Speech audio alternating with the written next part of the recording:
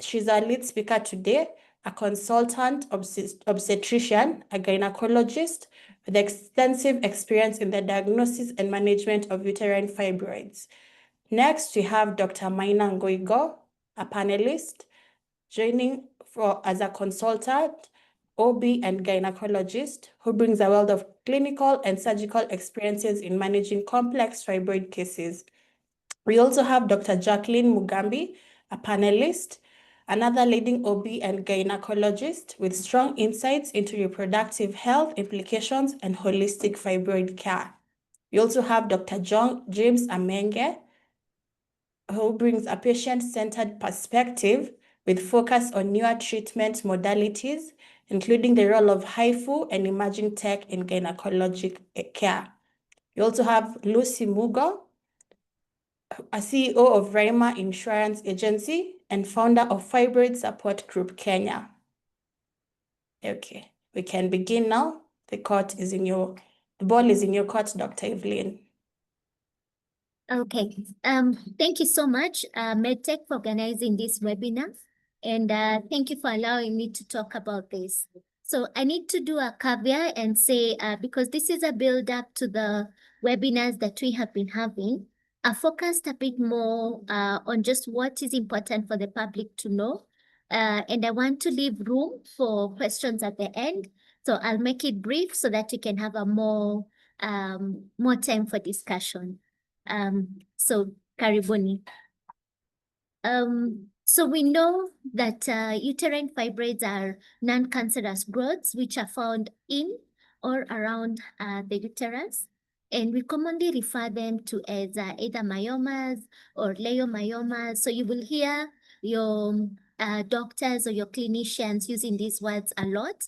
Do not be alarmed. They just refer to the same word, to the same condition, which is uterine fibroids.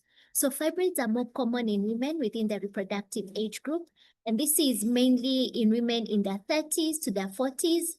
Rarely we can find them in the in the 20s, women in their 20s, and also rarely in women in their 50s. So commonly, you will find your sisters, your aunties, or even your mother in their 30s and 40s who are presenting with these issues, with the issue of uterine fibroids. And of course, they vary in size, number, and location within the uterus.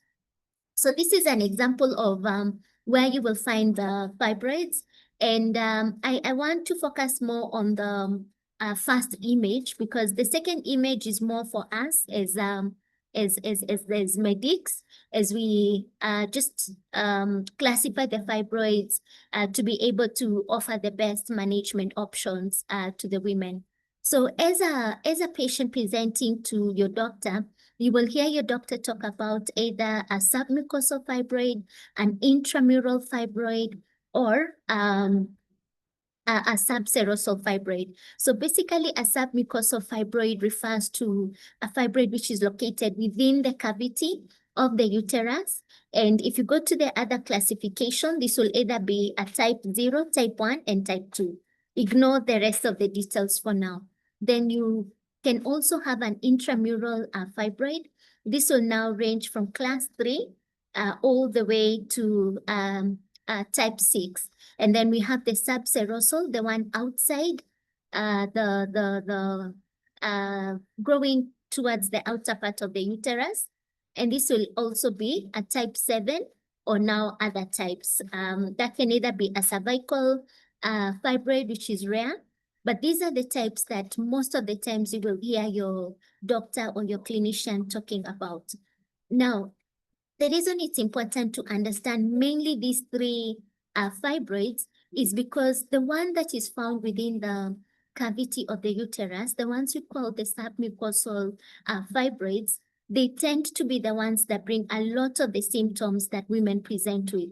They tend to be quite problematic, even when they are tiny. So you can find you have a 1 centimeter, a 2 centimeter, 3 centimeter, or sometimes bigger, but they tend to be problematic from quite a small size. Often you'll find 1 or 2, but in rare cases, they can still be many located within the cavity. And they're also important because they're the ones that later on, as we discuss about the symptoms, these are the ones that tend to interfere with fertility, and they can also, their management most of the times tends to be surgical, unlike the others, the intramural and the subserosal, where you can consider a few more options just because of the level of symptoms that they carry with them. So that's for the submucosal fibroids. Then, so one of the common questions I get from my clients or from our patients is, so what are the causes? What are the potential risks, risk factors to fibroids? And the truth is the exact cause of uterine fibroids is not known, but we do talk about a multifactorial aspect when we're talking about the possible causes or the possible risk factors. Now, when you're talking about parity, this is the number of children a woman has. It's not just about the number, but most important is the age at which the woman gets the first child and the spacing between those children. And this is why in some communities, you will realize they tend to have almost no women presenting with fibroids, unlike in other communities. And no finger pointing, but let me talk about our Northeastern community. And this is because they tend to have their children very early, and they have very minimal spacing in terms of their children. Now, this is just a general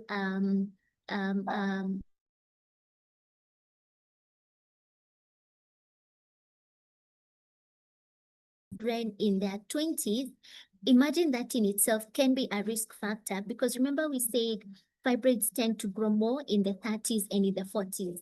So studies have shown that women who have their first baby in their 30s may actually delay having their children. Secondly, for women who do not take a very long time before having their subsequent children, also delay the development of fibroids.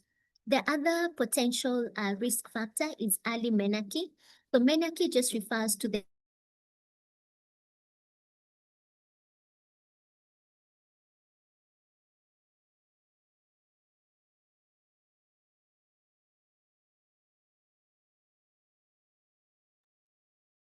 Dr. Evelyn, we can't hear you. And also, just pun intended, early menarche also does contribute to a shorter stage. And this is because the high levels of estrogen have been shown to contribute significantly to the bones ossifying early than other women. Then the other factor, of course, which we maybe know more is on the hormones. I've already talked a little bit about estrogen, but at this point, I want to talk a little bit about the hormonal pills, because I know most women come in and they feel guilty because at some point they used contraceptives, the hormonal contraceptives, and they wonder whether this is what caused the development of fibroids. So again, studies have shown that the family pills, the oral contraceptives that are prescribed to women, the estrogen levels are usually low. Most of the times they're less than 35 micro units, and they do not cause the growth, the development of the fibroids. There is an association between the enlargement, which is a different aspect than the development itself. So for women who have been on oral contraceptives, many studies are, are going on. And so far, the few studies that have been published, there is no, in terms of the development, the onset of growth, none of them has been attributed. And actually, there are also studies that show there is no contraindication to the use of oral contraceptives in women who have uterine fibroids. Now, I know there are a lot of questions that will come up towards the same, so I'll address them a bit later. When you talk about genetics, I think this is a bit more familiar, because this just talks about the tendency of fibroids running within families, meaning if your grandmother, your mother, your maternal aunties had uterine fibroids, there's a higher possibility that you as the daughter will end up with uterine fibroids. Then when we talk about race and ethnicity, There are studies that have shown that Black women are at a higher risk for uterine fibroids. However, there is a new controversy coming up to show that it is not because you're Black, but because as a Black woman, you potentially carry all the other potential factors, risk factors. Black women tend to have early menarche. We tend to have the genetic variation that predisposes us to uterine fibroids. On the other side, you will see the risk of vitamin D deficiency, higher stress levels compared to the Caucasian or to the Asian or white population, higher risk of hypertension. So all that in itself is actually what is being brought to the front to be a risk factor to the development, not just because of being Black. Again, obesity, because of the hormonal variation that comes with that, it is a risk factor. Under diet, it's important to, again, mention obesity. That's an elevated BMI. And most of the times we talk about a BMI that is above 30. And this goes hand in hand with other lifestyle contributions or other lifestyle practices. Alcohol has also been shown to contribute or to increase the risk of development of uterine fibroids. On a light note, smoking has been shown to decrease the risk of uterine fibroids, but it is important to point out all the other potential health risks that come with smoking. So please do not quote me and say that Dr. said we can all go start smoking. No, it is shown to reduce this aspect, and it's because of how it works by affecting all the other important mechanisms in the body. Another aspect, especially for us as Black women, is a vitamin D deficiency. Now, it's important to mention that as a Black woman, our skin tends to take longer to absorb sun, and we know that that is one of the natural forms of vitamin D. And then again, most of us work indoors. We have white collar jobs or you're working indoors. So again, that in itself is a risk factor for vitamin D deficiency. So as a Black woman, this is the one aspect that is now being studied at length to show how we can manage this as one of the potential causes and risks to the development of uterine fibroids. Again, stress and major life events, like I said, it tends to affect, unfortunately, the Black population more than the white population. And we know the historical conversation that goes into that. Again, hypertension has been shown to increase the risk of development of uterine fibroids.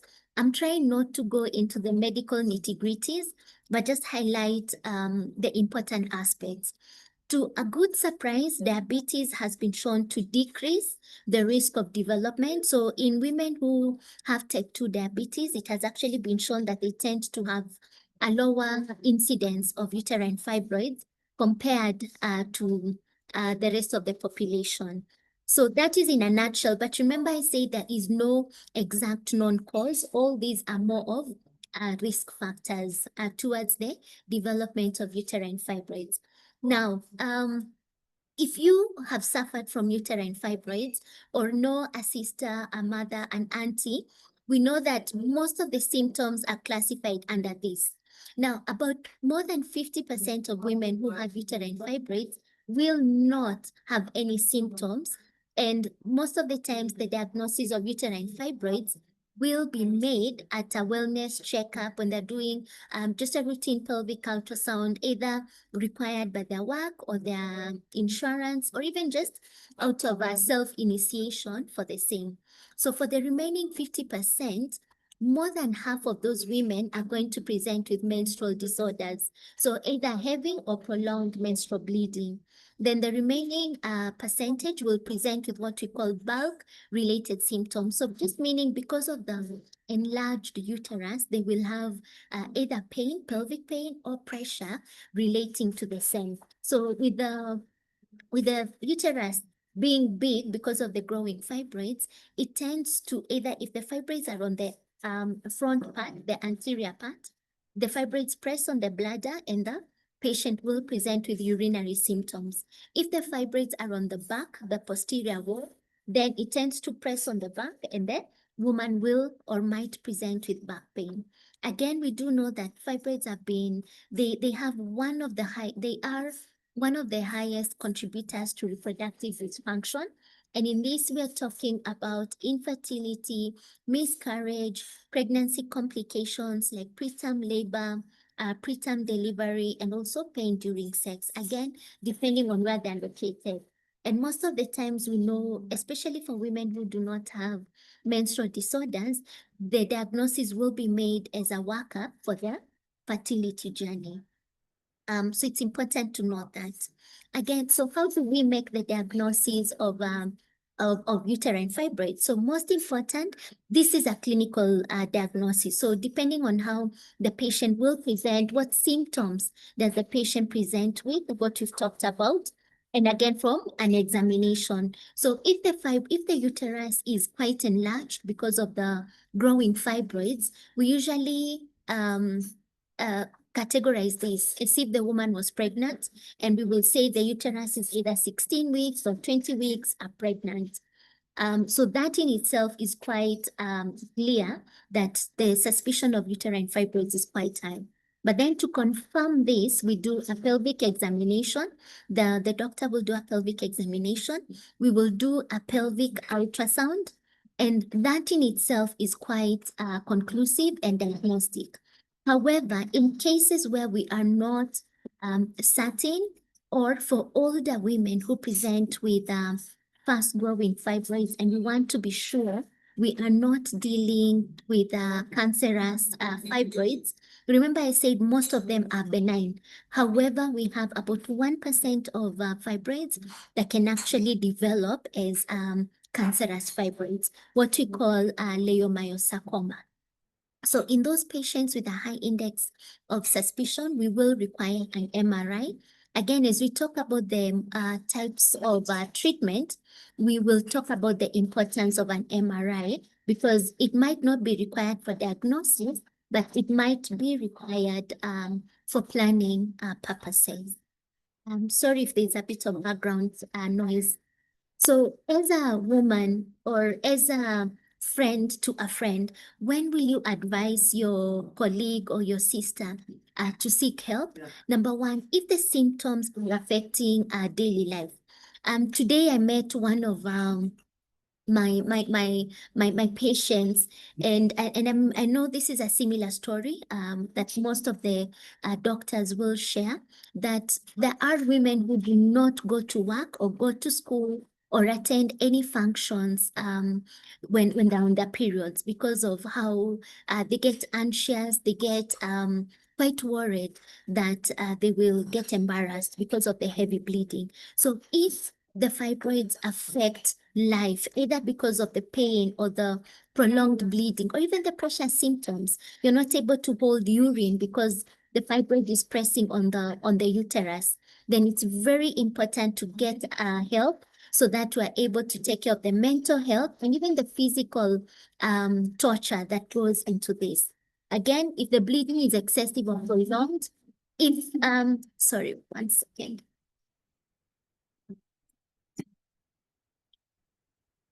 Sorry. So, sorry about that. So again, if the bleeding is excessive or prolonged, again, periods should be part of life and they should not be affecting the quality of life. So if this is a concern, please come to us and allow us to help you so that you can be able to get productive and live a full life when it comes to the menstrual or the fibroid issues. Again, if the woman is having trouble getting pregnant, like we said, uterine fibroids are one of the commonest causes. They're not the only cause, but they're some of the commonest causes towards infertility. And this is something we can be able to handle and to manage. Lastly, if there's a feeling of pressure or growth within the belly. So remember the types of fibroids that we had talked about. For the subserosal fibroids, the fibroids that grow outside the uterus, it's important to know that they might not come with excessive bleeding, but you may notice that the tummy is getting bigger and bigger despite maintaining the weight or not gaining weight at all. So this in itself can be a cause of distress, and it is an indication to seek medical attention. So once we've made the diagnosis of uterine fibroids, so what are the treatment options that this woman has towards the treatment? So remember what we said, not all fibroids require treatment. So if the fibroids are asymptomatic and they're not giving the woman any stress, then we can do what we call watchful waiting. So we just monitor the growth and we also monitor for the symptoms. Then once the woman fits the criteria, meaning the fibroids are causing or affecting the quality of life, they are symptomatic, then we can discuss about the management options. Now, we usually categorize this into tiers, meaning we can talk about the first option, the second option, or the third option. I want to, remember we said, I talked about the types. For subserosal fibroids, the ones within the cavity, it is important to mention that medical management is quite temporal, and because of the level of symptom the woman presents with, then surgical option is better for these ones, the submucosal fibroids. So that is type 0, type 1, and some type 2. So for these women, hysteroscopy surgery from below without making a cut becomes a better option. Now, for the other types of fibroids, we can offer medical management. Now, for the medical management, this can be either hormonal therapy. Remember, I said I know there's quite a bit of controversy when it comes to oral contraceptives because there is a notion that they do contribute to the growth of these. But remember, if the symptoms affect the quality of life, then one of the options that woman can consider in the meantime is oral contraceptives. So these will reduce the amount of blood loss, and they will reduce the pain that comes with the uterine fibroids. Again, we can talk about the, I'm sure maybe we've heard about Mirena. This is the levonorgestrel IUDs, the IUDs that contain progesterone, and they've actually been shown to offer a better and a longer management option of the symptoms, even better than the combined oral contraceptives. So this is one of the options for women who prefer medical management, especially when fertility is not a concern, and they prefer that over surgical option.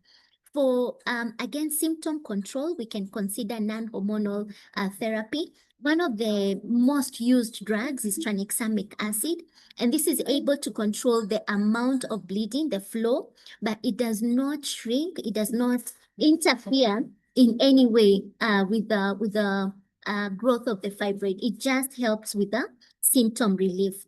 Another option that we usually offer is the GnRH analogs. A good example, again, I'm not marketing. We have Zoladex, we have Luprolide. So these are options that are given to control symptoms. For the GnRH analogs, they also do help shrink the size of the uterine fibroids, but it is important to mention that the side effects that come with that are similar to the postmenopausal side effects. So some women do complain of hot flashes, brain fog. So because of that, we do not prescribe them for a long period of time. And most of the times we give them in anticipation of a more definitive method. Again, remember we say that some patients do present with pressure symptoms. So if that is the only concern, you can offer pain relief. And this can be something like a Brufen, diclofenac, of course, with caution to the hyperacidity as a side effect. Again, excessive bleeding does come with anemia or with a low blood level. So most of the times the women will require iron supplementation. And this can either be given as oral or as intravenous, depending on the symptomatology. So again, so those are some of the options we consider. Then it's important to mention that the non-surgical procedures or options are now more available We've heard about that's supposed to be uterine artery embolization. And this mainly just blocks the blood flow to the fibroids. I could be wrong, but I know it's offered at one of the main hospitals within Nairobi. I don't know if other facilities have picked it up. And this is an option for women who do not desire fertility or they've achieved their desired fertility. The advantage to this is the short treatment period, the short recovery period. Most of the times it is a 1-day treatment procedure. So that carries an advantage, especially for the corporate woman who does not or would rather not miss work for a long period of time. The other option that I would really want to emphasize on for non-surgical options is Hifu. Dr. Moses presented on this, I think last month, if I'm not wrong, and even Dr. Mugambi. So this is, in short, Hifu, high intensity focused ultrasound. And this is new in our country, but not new internationally. And it allows us to treat fibroids just by using waves. So there's no cut. It's most of the times a day procedure. There's no blood loss that we anticipate. And we use the advantage of your own body, the immune system. We take advantage of that to be able to cause shrinkage to the fibroids. So that is something very important and exciting to have as an option for our women. Then, of course, we have to mention the surgical options because not every woman will be amenable to medical or non-surgical options. So these are a bit known to us. We have myomectomy, which is the removal of the fibroids. And under this, we have either open or laparoscopic.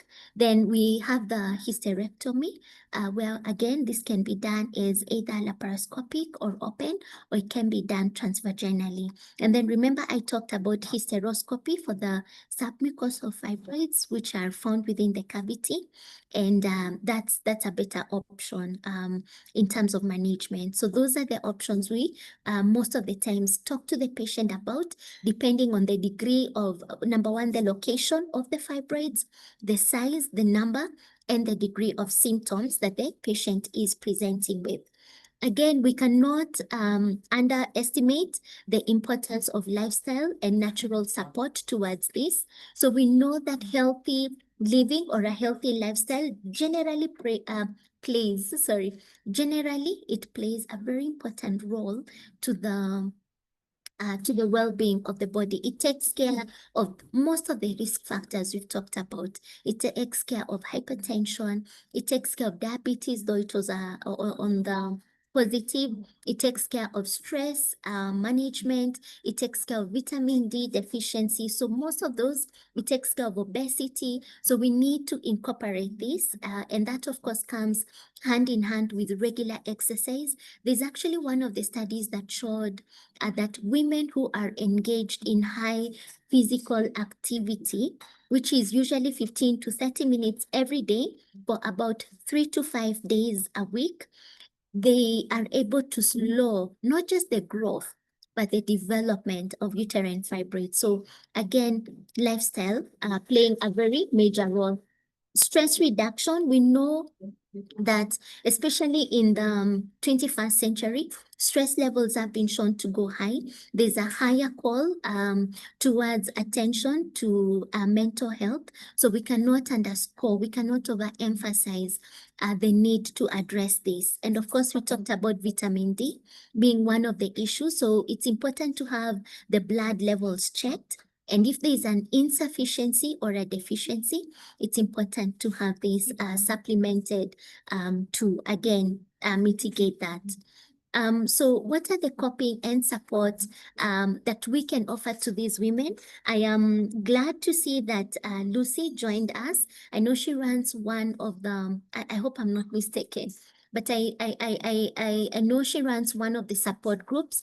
And as women, women thrive in the support, in a community-based approach towards life. So this is one of the ways we can be able to step in and support women and also remind them that they are not going through this alone. There is a society, there is a community that has gone through this, that is going through this, and there are healthcare providers who are willing to walk the journey with them, because as much as we're talking about medical options, we're talking about non-surgical options. As long as the uterus remains, we know there is a risk factor to the fibroids regrowing and the issues coming back. So this is a journey that we take throughout the reproductive life, the reproductive life of the women. Again, we talked about mental health support, because with the stress that comes, you can imagine out of 4 weeks in a month, a woman might have to miss work 1 week. That, of course, puts her income at risk. It puts her employment at risk. Even if she's self-employed, even if she's self-employed, you can imagine the kind of stress that comes with that level of revenue loss. We know with the excessive bleeding, there's a lot of loss, or rather fall in the blood level. And actually, this has been shown to be one of the factors that comes into play when it comes to the productivity of a woman, the output that she's able to put there. So again, stress, anxiety, mental health concerns cannot be underplayed as one of the issues to deal with when we're dealing with uterine fibroids. So what are the takeaway points that I'd like us to remember? One, fibroids are common. 70 to 80% of women in the reproductive age group will have fibroids at some point, as much as they're not cancerous. There are many treatment options available now, both medical and non-surgical options, so we can maximize on that.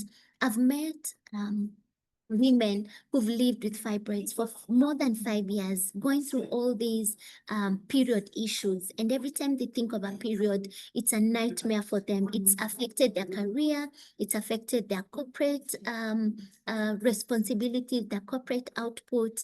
And most of the times they're scared because of the surgical option. So now we are offering all these, we're offering a non-invasive option on the table, again, with the other options depending on what is best for this woman. So it's important to tell our women out there that please come on board and allow us to support you.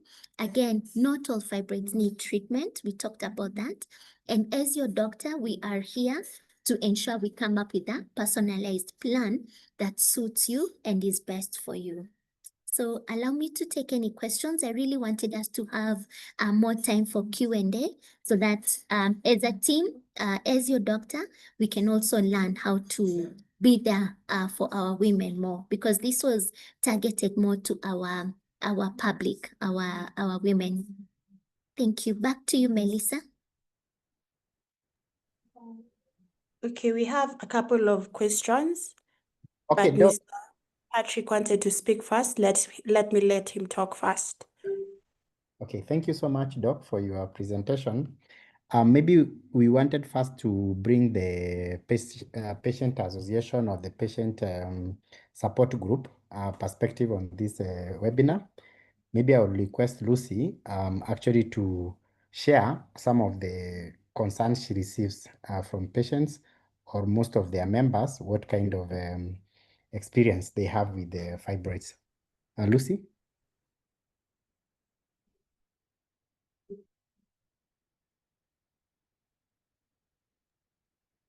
Good evening. Good evening. Can you hear me? Can you hear me? Yes, we can. I'm in a noisy place. I did not manage to get home before time. So I stopped somewhere so that I can be with you people. Now, my name is Lucy Mugo, and I'm the one who started the fibroid support group Nini Kenya, the group that we use to support women with fibroids. That group, if I look at it, it have been of help to so many, because it doesn't only reach women in Nairobi, but also women in the countryside, especially even in the arid areas. Now, there are challenges that we receive in that group. Number one being, people are not able to afford the medical checkups. Treating fibroid, it's very expensive. So you find somebody have been having the condition for long, yet no treatment have ever been. They have never sought any treatment due to the costs. The women who can afford, I say some, it is just maybe they are embarrassed, or I don't know why they don't seek medical, because there are women you find they can afford, but they're not seeking medical attention. So in that group, so many things have been laced. So we encourage people. There are some who even fear that they will go to hospital and be told they will undergo surgery. So there is that fear. How will the surgery go? And now, having found that we have Hifu, most of them are interested because there is no cut, especially, and no loss of blood and healing of wounds. You find people, many ladies asking, how long does it take to heal? Because some fear that they will not go to work for quite some time if it takes time to heal. And you know, our bosses in Kenya, they would better get rid of you and get another person who is not suffering the same condition. So even that being told that you'll go for surgery depend on so many things. Maybe even your partner is not understanding how, because if you don't have a supportive partner, you suffer. Unlike people with supportive partners, because the ones with no supportive partners, they really suffer. We have had cases where they're even sent away from their matrimonial homes. So we tend to support those ones most, because this thing is not easy. Again, if I look at that group, the things which have been laid, some are personal, some we can share here, but others we can't because of the nature. So it is good that we have an on-one meeting with each person to talk about their own issue. Yes, Patrick, I stop there because of time. Thank you so much, Lucy. So I would like to maybe start covering the questions. So I'll pass this to Melissa.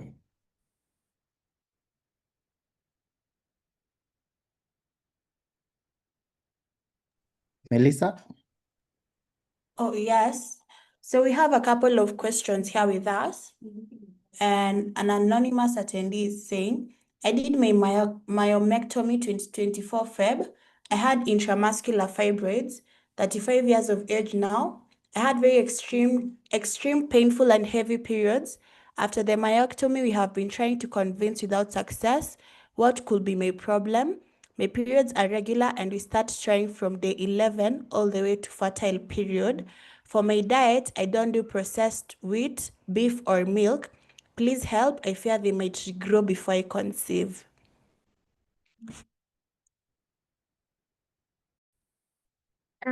Thank you for that question.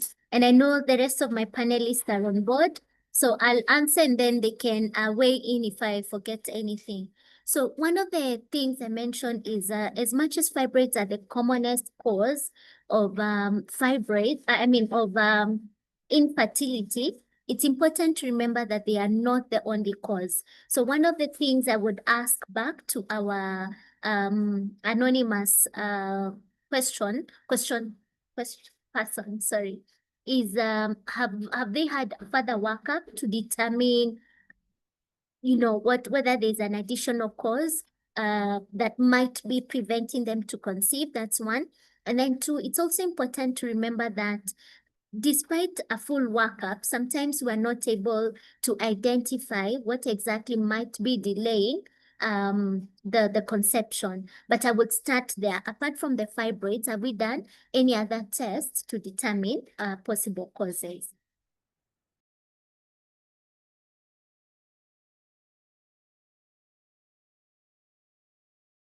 Okay, thank you, Dr. Evelyn. So I'd like maybe you take another question. Maybe this one I can pass to one of your panelists. Maybe Dr. Dr. Maina. Someone is asking about losing weight while having fibroids. Maybe you can address that.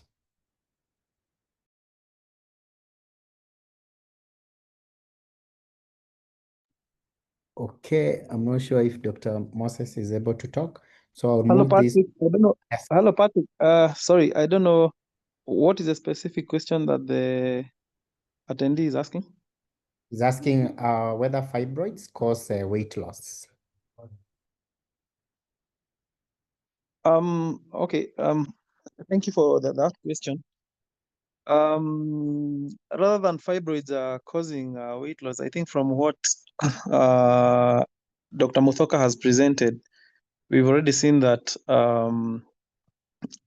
obesity and overweight and generally lifestyle patterns contribute to some extent to development of fibroids. So it's more of the other way around.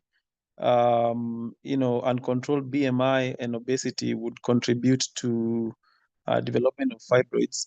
And among the ways that sometimes you advise patients who you deem fit for watchful eating and conservative management is weight management and weight control, either through exercises or dietary restrictions.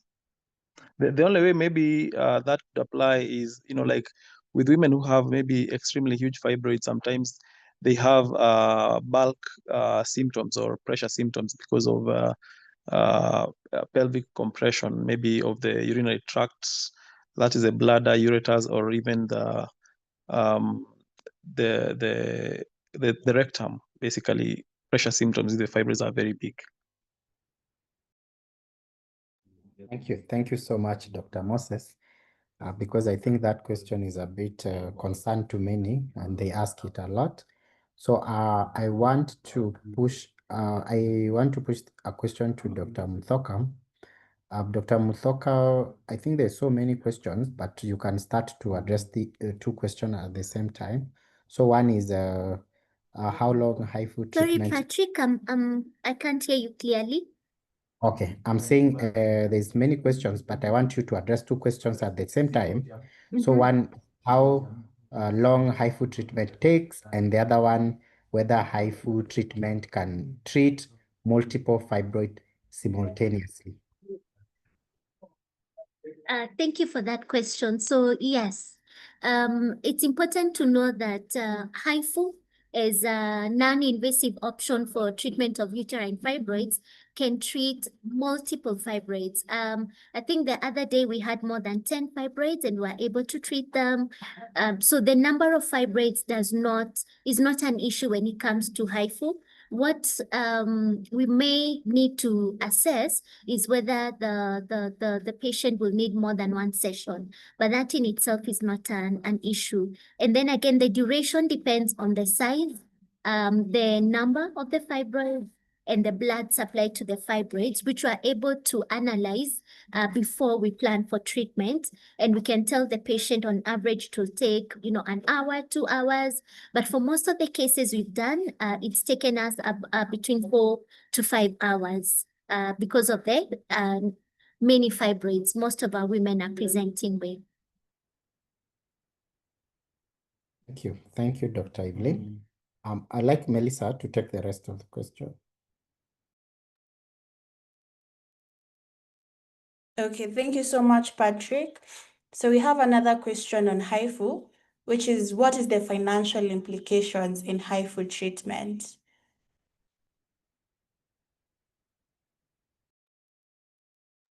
Dr. You want to let me take that one. So Hifu treatment cost varies depending with whether you're paying by cash or you are paying by insurance. I think this cost is different based on individuals and also how many sessions you are taking, but usually you will take one session, or how many treatment you are being treated, how many fibroids are being treated, or adenomyosis, etc. So to be able to answer this question, the best way is we encourage patients to come for consultation. After consultation, the case or the cost will be individually assessed and shared. Okay, Melissa, you can proceed. Okay.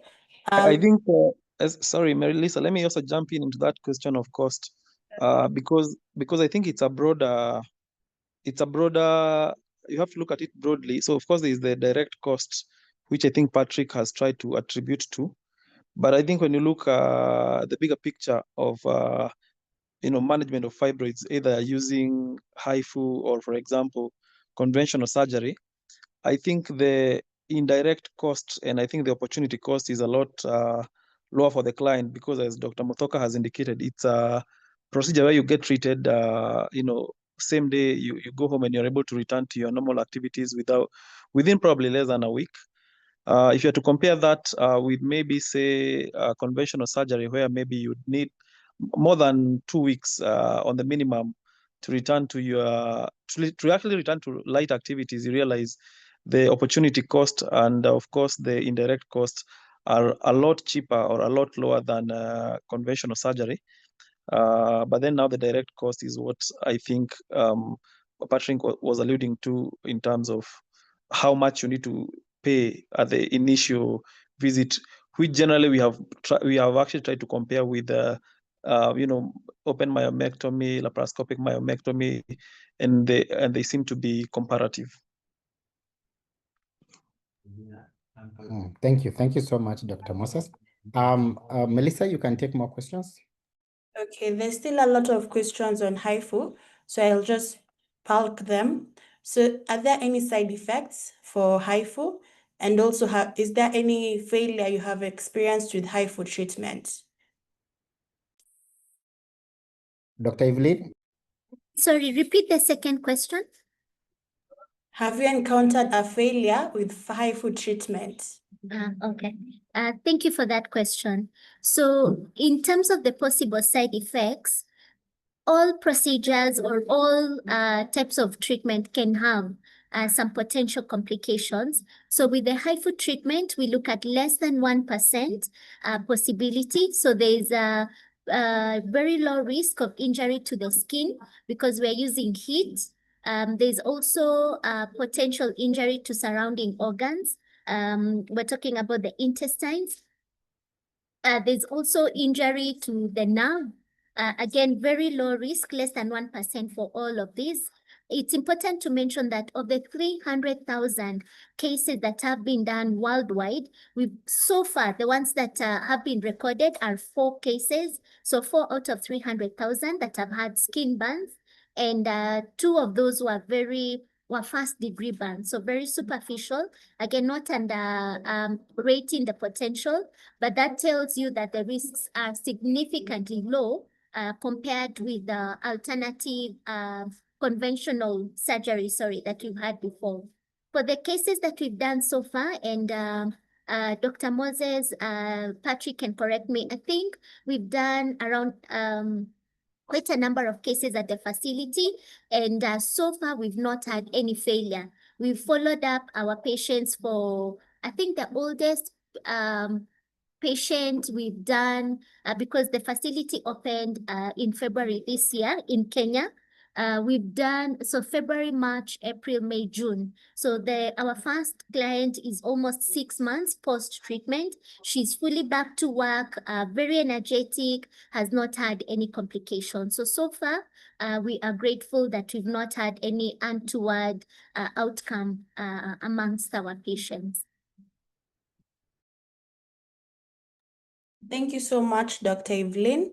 Also on Hifu, there's a lot of questions. How long has the treatment been in existence? And are there any possibilities of the fibroids growing back?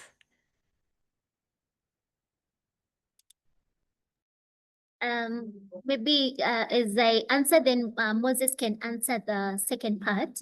So sorry, just had a brain block for a minute. Just repeat for me the first question. How long has Hifu been in existence? Not in Excellent. general.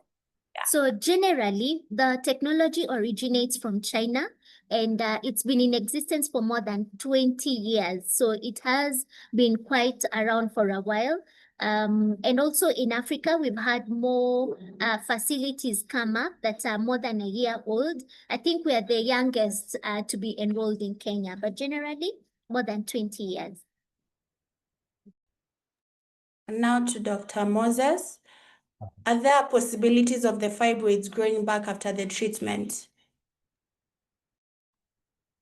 Yeah, thank you for that question. So after Hifu treatment, like in other forms of treatment of fibroids, a client still retains the risk of recurrence of the fibroids. Research has shown that conventional surgery, that is myomectomy, open or laparoscopy, has a 10 to 30% recurrence rate within a period of about 3 to 5 years. The research from the thousands of cases that have been done through Hifu shows about 10%, 15% recurrence rate. So in a sense, the recurrence rate with Hifu is slightly lower. And maybe this is can be alluded to the fact that there is direct destruction of the myoma as well as destruction of the blood supply around it, because you're basically cutting off the blood supply to the fibroid as well as causing direct necrosis to the fibroid. Now, that said, I think it's very important for maybe our clients to understand that the reason the fibroids are likely to come back is not largely dependent on the mode of treatment, but more on the risk profile. For example, I think Dr. Evelyn had already mentioned that women of African descent are likely to have fibroids more than other women, as well as, of course, dietary deficiencies, familial predisposition, duration of exposure to estrogen. So there are some inherent factors which, even as a client or even as a doctor, you can't really modify. And that therefore means that because this condition is multifactorial, the mode of treatment may not directly, stop regrowth. Only maybe the rate and the timeline within which the recurrence occurs can vary. And of course, Hifu is associated with a slower rate of recurrence compared to other forms of treatment. Thank you. Thank you so much, Dr. Maina, for that. I want to... Yes. I wanted to ask this question for the many in regard to what Dr. Maina have replied on that on recurrence of fibroids. If you balanced your hormones and you ensure your hormones are balanced, would fibroid recur again? That is my question. Yes, good question. I think let me take up that question that you asked. So maybe this borrows, to answer that question, maybe in the simplest way, I think we have to think of why do the fibroids occur in the first place? And we had, from the presentation earlier on, we saw that there is not one single factor that you could point to say that this is the exact cause that is, contributing to fibroid growth. It's multifactorial, and there hasn't been conclusive research that this one factor, if I eliminate this factor, we can prevent regrowth. Of course, apart from removal of uterus, but in terms of let's say the risk factor that you're mentioning, let's say that hormonal disbalance. For example, even if your hormones were to balance and you have regular periods, there's one element that you can't alter. For instance, your genetic makeup, which is a huge factor in terms of contribution to fibroid regrowth.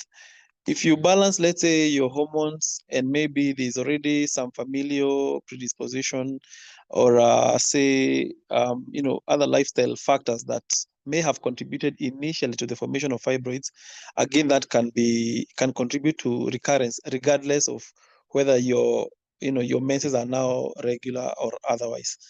So I would maybe conclude by saying that you may not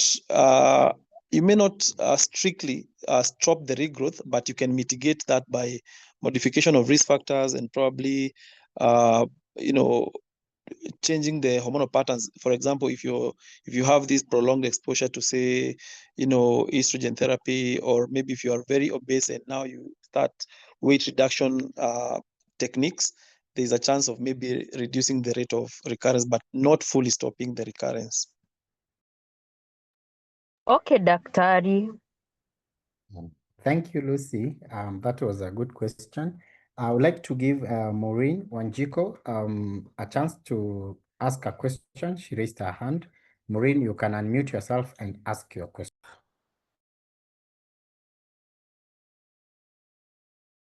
Maureen?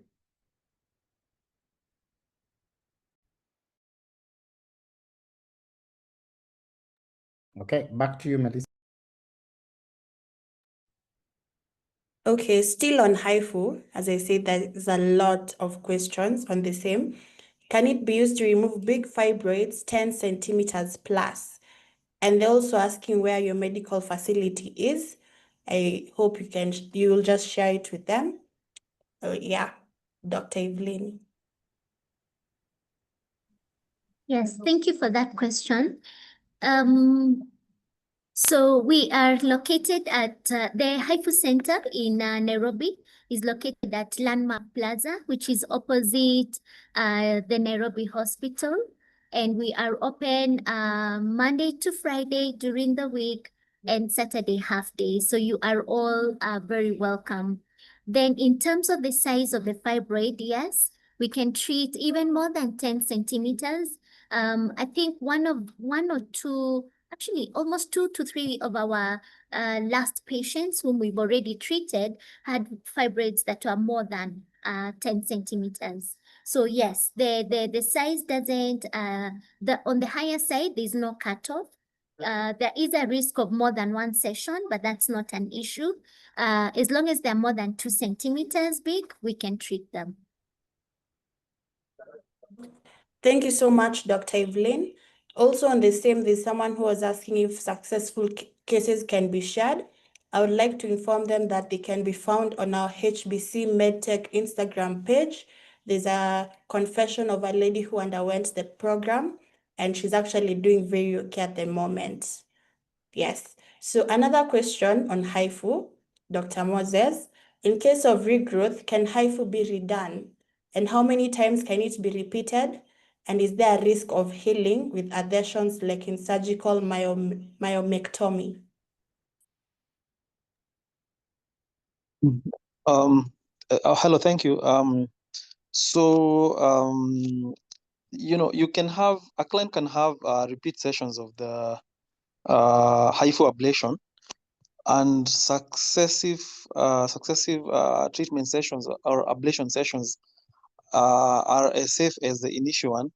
And this is simply because during treatment, we have real-time ultrasound that is able to guide us on,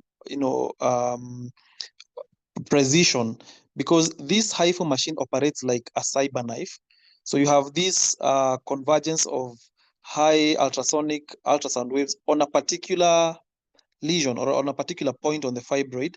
And that therefore means that when you do treat, you only target that particular spot on the fibroid. And depending on the size of the fibroid, you can target multiple points on the fibroid without this energy dissipating beyond the margins of the fibroid.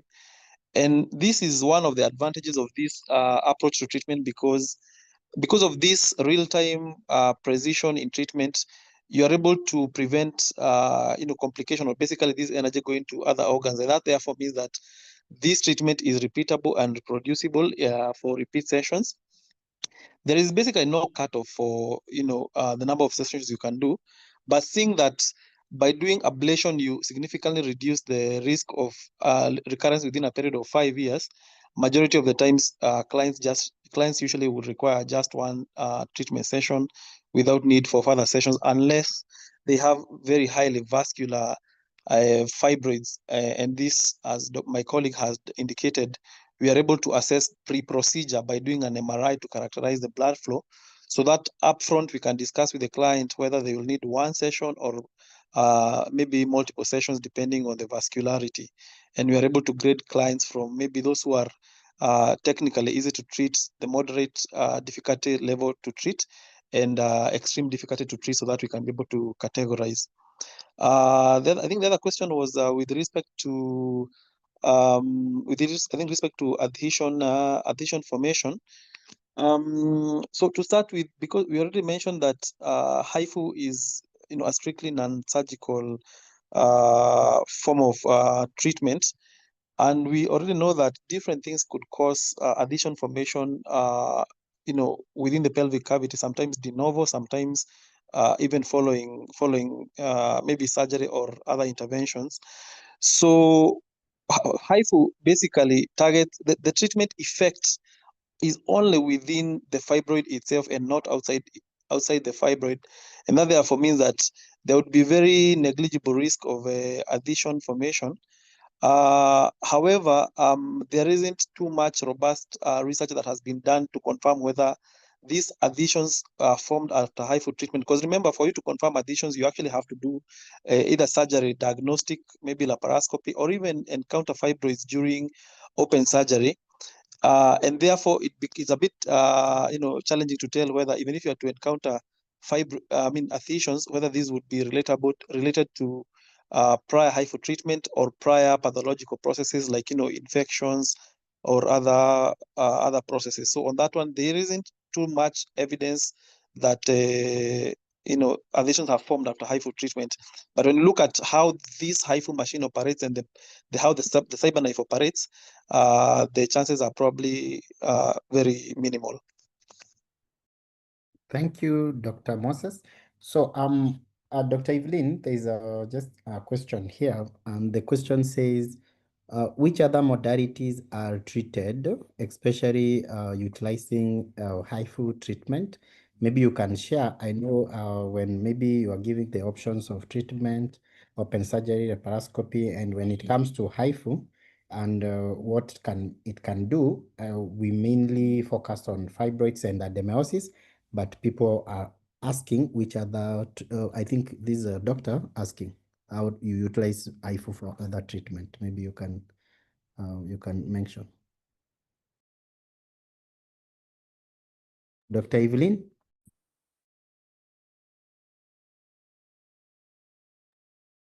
Sorry, Patrick, could you repeat that? Yes, so there is a question about the utilization of Hifu for other treatments. I think this was focused on fibroids, but you can mention other treatment that are able to be done by the technology as the same. I think this is a question from maybe a doctor who wants to know. Okay, I lost you the last part, but I think what you've mentioned is other conditions that Hifu can treat, correct? Yes, doc. Okay. So yes, so today we were focusing on fibroids just because an hour is such a short time to cover all this. We've been able to do cases of adenomyosis, so that's a very it's another condition that we can treat using Hifu. Internationally, there are oncology cases that can be managed with Hifu.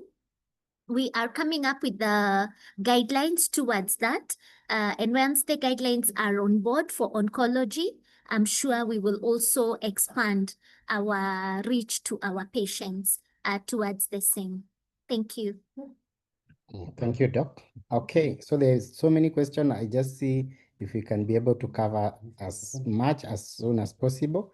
There's a question about insurance. Yes, currently Hifu is accepting insurance. Please visit the facility and or book with us, and then we can be able to check your insurance and see how to address that. And then we have a question about, maybe this can go to Dr.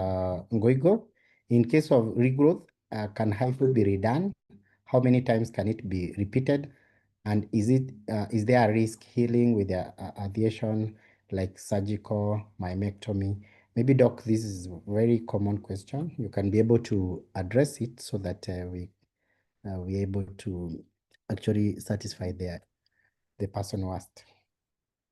Oh, Patrick, I think that is the exact question I was responding to. So maybe you can read the next question.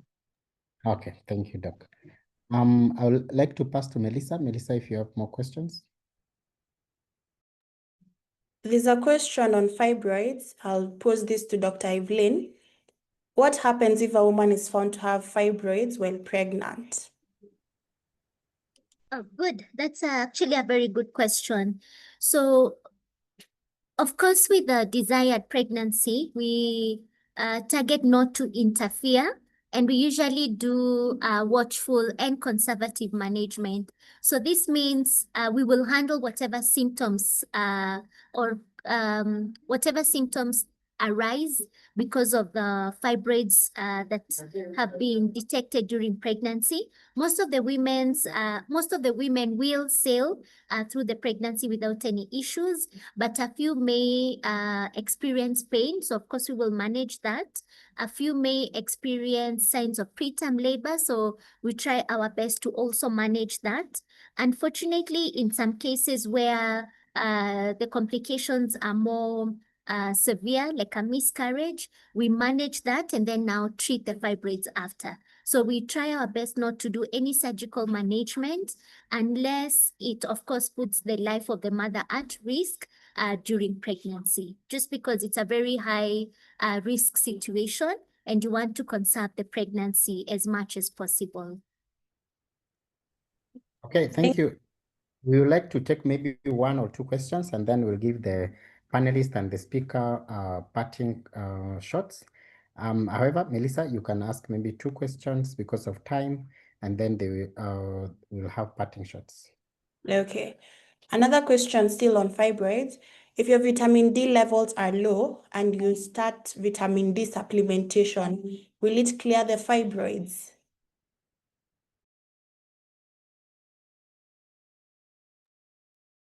So, sorry. Unfortunately, that's actually a good question. Unfortunately, once the fibroids develop, vitamin D supplementation has not been shown to shrink the fibroids. It may assist in preventing further development of new fibroids, but those fibroids that have already grown will need to be attended to if they are symptomatic. Back to you, Melissa. Okay, thank you so much. I think we'll just take the last question, which is, someone says they have Sjogren's syndrome, and can Hifu be done now that the immune system is affected because of the syndrome? Okay, maybe Dr. Maina, you can take this. Yes, hello, Patrick, I can hear you. Can you hear me now? Yes, I can hear you. Proceed. Yeah, so I had Melissa read about someone having Sjogren's syndrome. What did you ask in relation to that syndrome, Melissa? Someone says they have the syndrome, so now the immune system is affected. Can Hifu be done on them now? Oh, good question. So, I think let me just draw this from previous experience, because we know that this is an autoimmune condition. So for most clients who have autoimmune conditions as well as other medical conditions, and they also have coexisting uterine fibroids, Hifu offers hope for these clients, because clients who have comorbidities tend to have a higher surgical risk, as opposed to clients who do not have these comorbidities. Autoimmunity is not a contraindication, or basically cannot preclude treatment for fibroids using Hifu. The only thing is that usually as we do this treatment, we usually will require an input, for example, from other subspecialists, say physicians who are managing clients with these conditions, or possibly rheumatologists in cases of rheumatic, what do you call it, these autoimmune diseases. So basically to just get a clean bill of health, because we would want to manage them while they are in a clinically stable state. And once we get that go ahead from their primary physician, you are able to proceed with Hifu treatment. So I would say that for a client who has Sjögren's syndrome and they have fibroids, and they are they are on follow-up and maybe on treatment, and the disease is well controlled, they are still good candidates for Hifu, as opposed to maybe other conventional treatments which would require say anesthetic medications and other invasive approaches to treatment. In Thank you. relation to that, Daktari, Yes, please. what if somebody hemoglobin is low? Are you also able to do Hifu with low hemoglobin? Because that is very common with women with fibroids. Okay, that's an interesting question, because it's not a straightforward yes or no kind of question.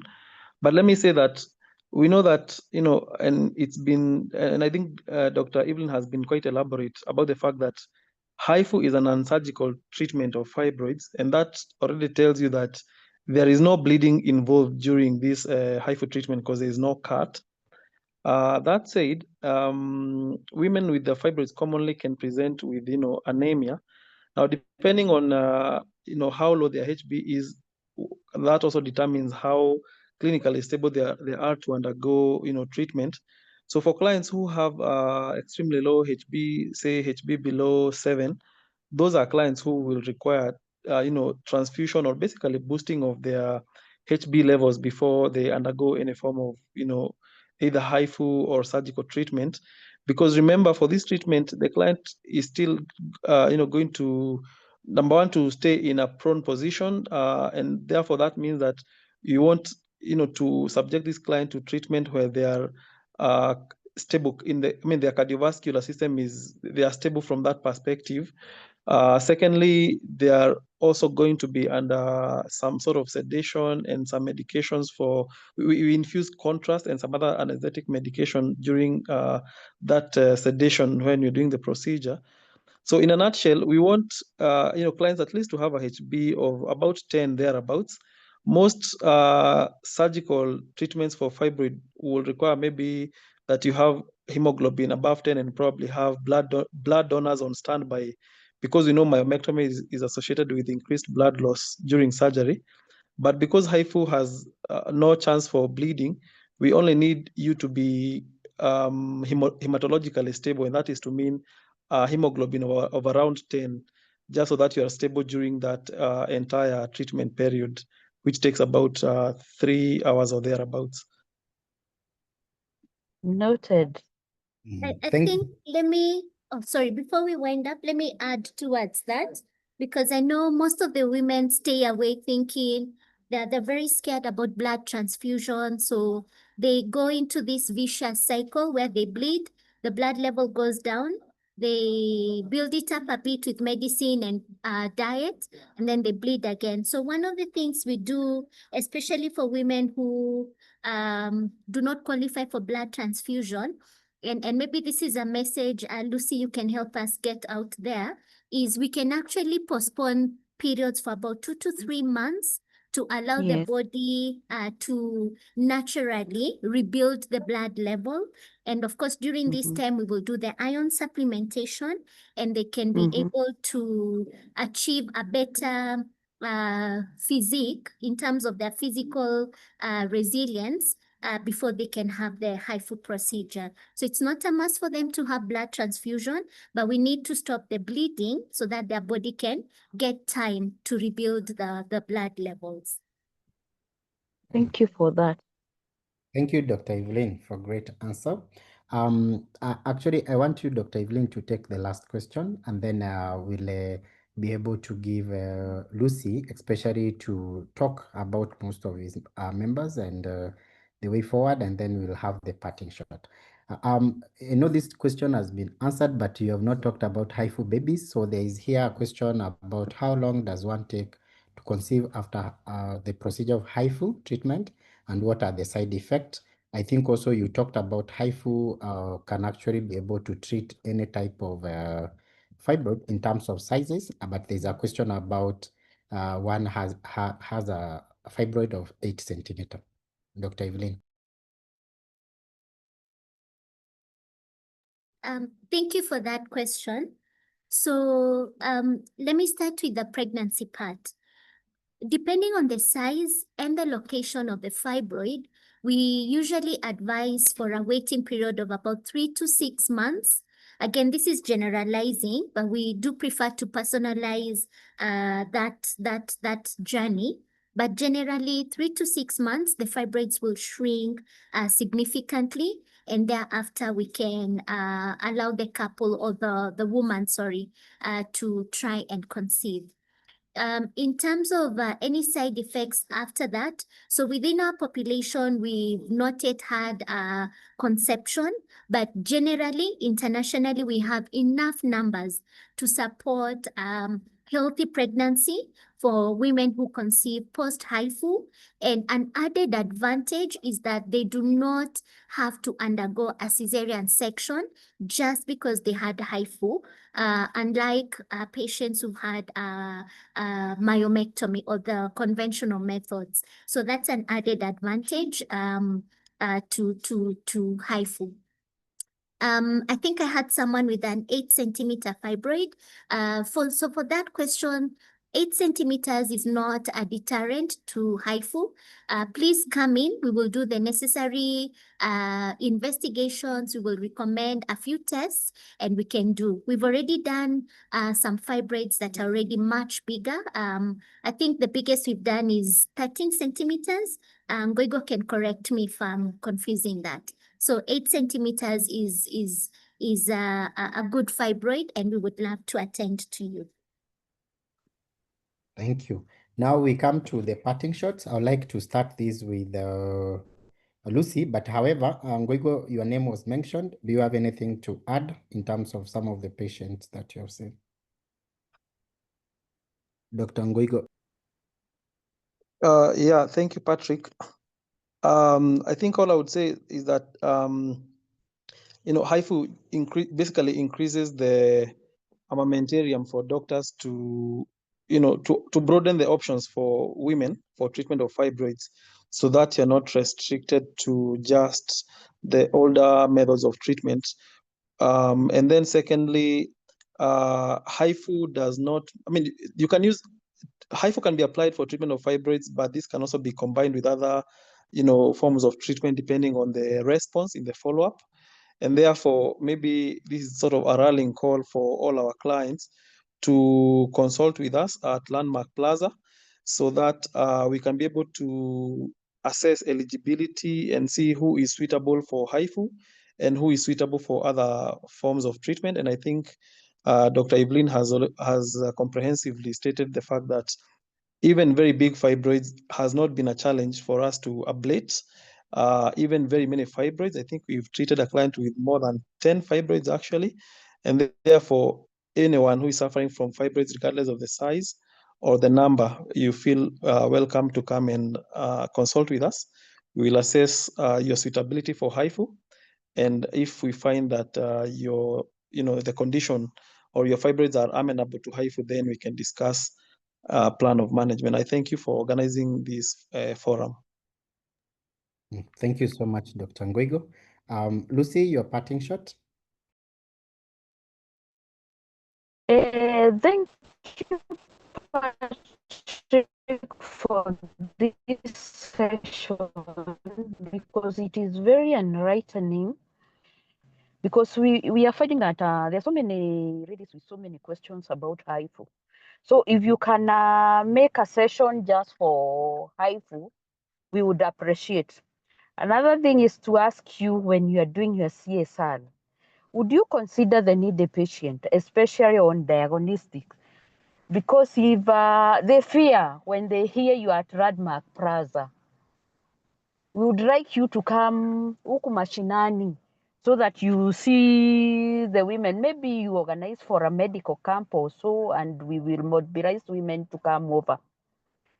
Otherwise, this is very enlightening.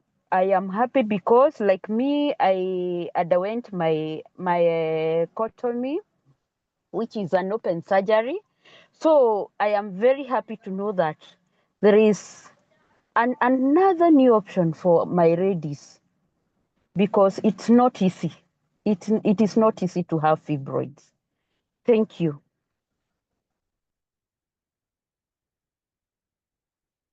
Patrick, to you. Patrick. Thank you so much. Thank you so much, Lucy. And thank you for the work you do with the fibroid support group. And so we will consider most of the matters you mentioned. And we actually work in terms of coming up with the modalities to give better rates, especially to be able to qualify for that kind of CSR activities.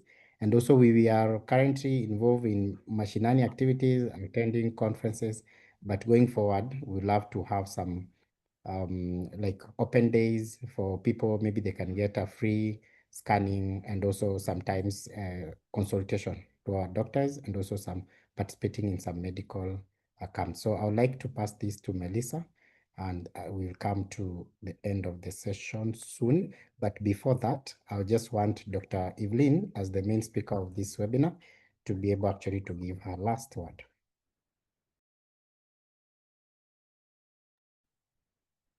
Thank you, Patrick, for that. Again, thank you everyone for joining us for this session. Thank you for your questions. It has been wonderful engaging with you today, and being able to offer this to our women. It's such a privilege. And thank you, Lucy, for the work you're doing. Thank you for mobilizing a community around our women. We do thrive in a community, and it is a joy to be part of that. Thank you so much. Back to you, Melissa. Okay, thank you so much to everyone. That brings us to the end of today's session on the treatment and management of fibroids. A huge, incredible thank you to our speaker, Dr. Muthoka, our expert panelist, Dr. Moses as well, and especially also to Madam Lucy Mugo. We thank you so much. Also to our audience, we appreciate your time and engagement. We hope to see you more and more. We hope you're walking away with greater insight into the causes, diagnosis, and both traditional and emerging treatments of fibroids. As a reminder, CPD points will be awarded to KMPDC and PPB members, and a recording of this webinar will be shared shortly. If you missed the first two sessions also, we encourage you to catch up via any of our social media pages at HBC MedTech. That is on YouTube, Facebook, LinkedIn, you name it. We are on every social media page. On behalf of HBC MedTech, in conjunction with Hifu, we thank you again for joining us, and let's keep the conversation going around women's health, access to care, and patient empowerment. Good night, take care, and have a lovely weekend ahead of you. Thank you. You can leave at your own convenience. Thank you. Good night.